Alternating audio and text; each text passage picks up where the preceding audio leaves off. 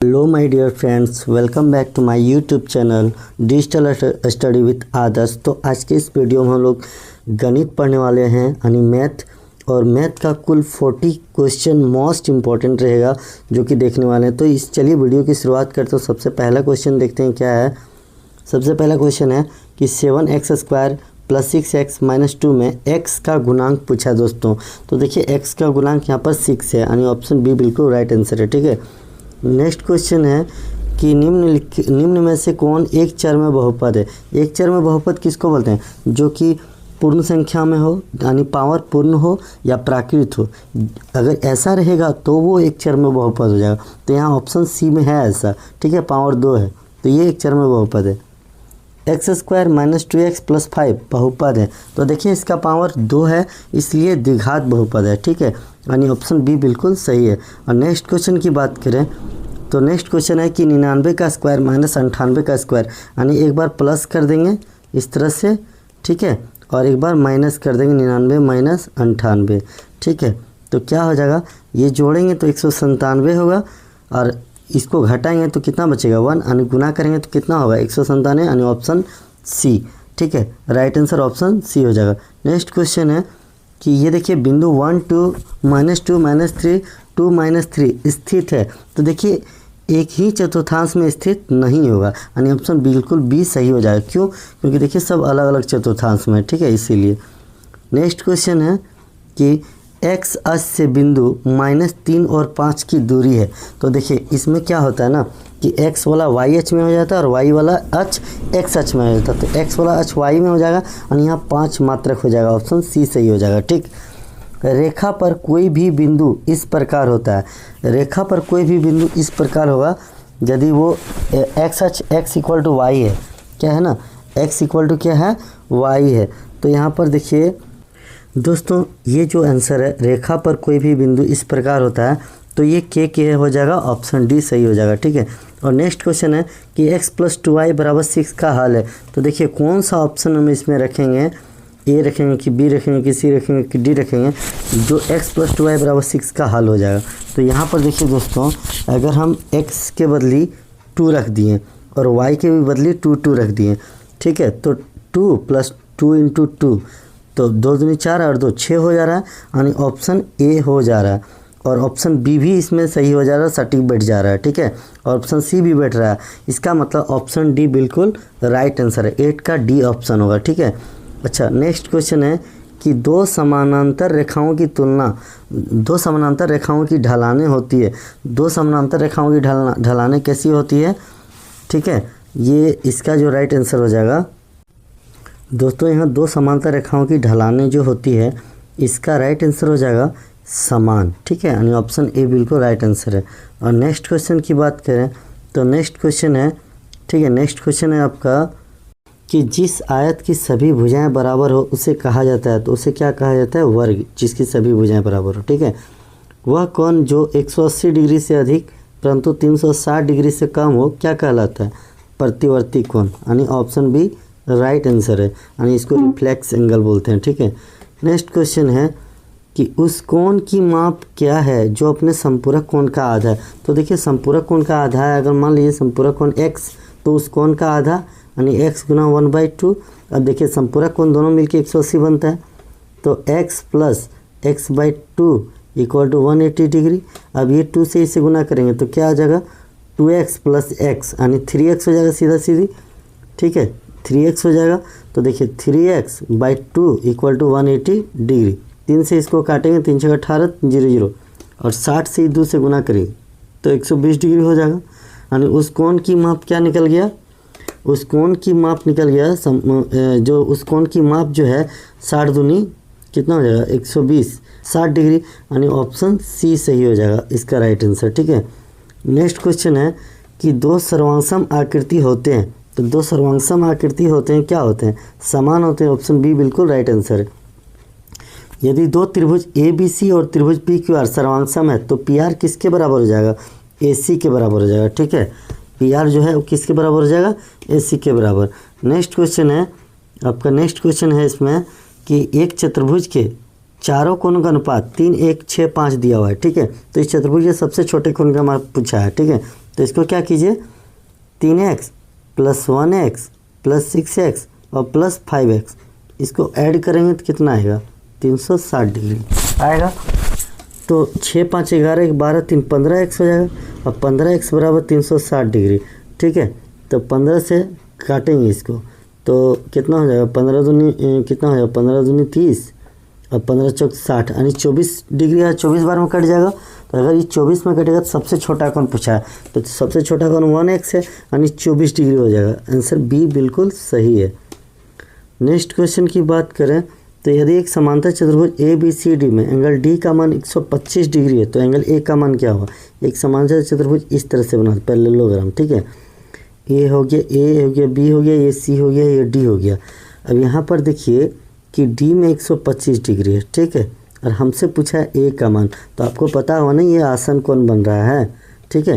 तो आसन कोण 180 डिग्री बनता है, तो 180 में 125 घटा दीजिए तो कितना, 10 में 5 गया 5 और 7 में गया 6, ठीक है, 7 में गया 6, 65 डिग्री बच जाएगा। कितना बच जाएगा, 65 डिग्री। ऑप्शन ए बिल्कुल राइट आंसर है, ठीक है। नेक्स्ट क्वेश्चन है कि यदि दो समांतर चतुर्भुज बराबर और आधारों पर और एक ही समांतर रेखाओं के बीच स्थित हो तो उनके क्षेत्रफल का अनुपात क्या होगा। उनके क्षेत्रफल का अनुपात 1:1 हो जाएगा, ठीक है, यानी ऑप्शन बी बिल्कुल राइट आंसर हो जाएगा।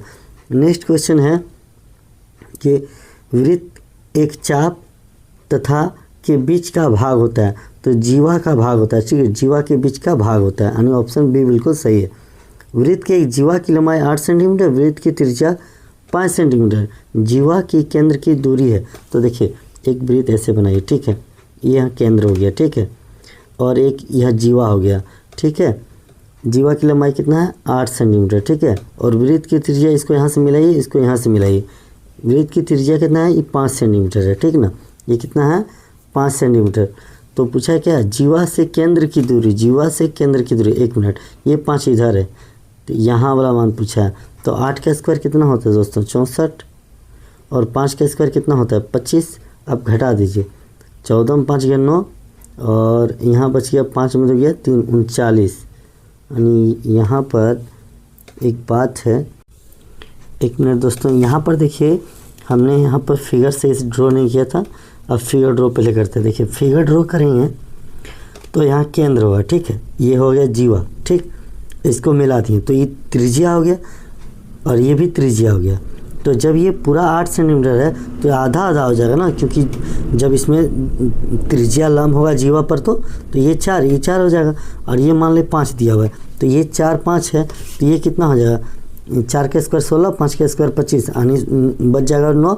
9 किसका स्क्वायर होता है, 3 का, यानी 3 4 5 का ट्रिपलेट याद रखिएगा, ठीक है, यानी ऑप्शन सी जो है ना, ऑप्शन ए सही हो जाएगा बिल्कुल, ठीक है।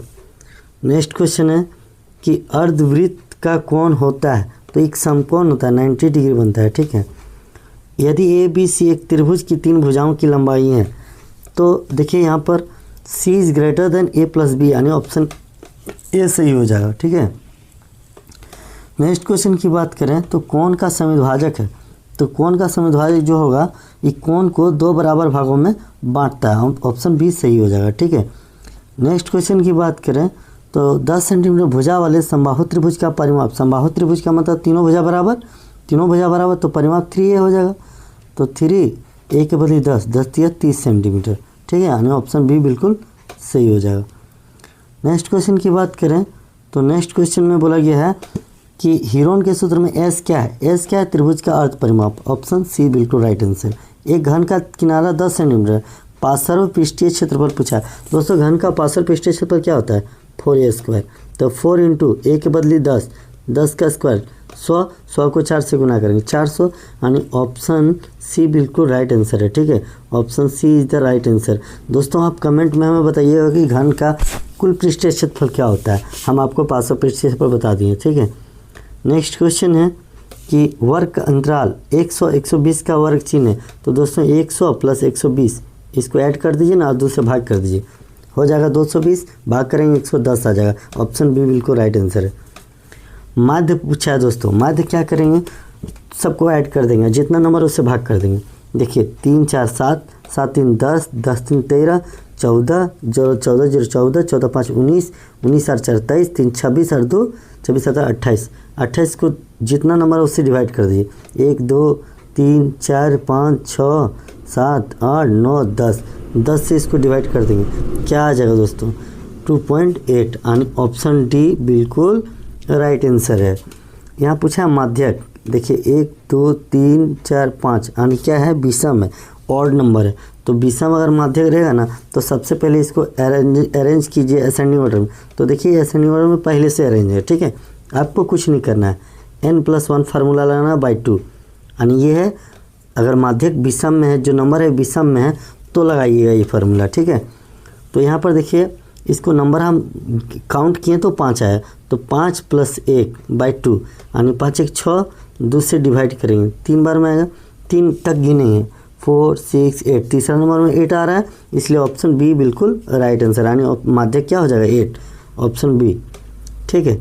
नेक्स्ट क्वेश्चन की बात करें तो एक असंभव घटना की प्रायिकता होती है, क्या होती है 0, ऑप्शन बी बिल्कुल राइट आंसर है।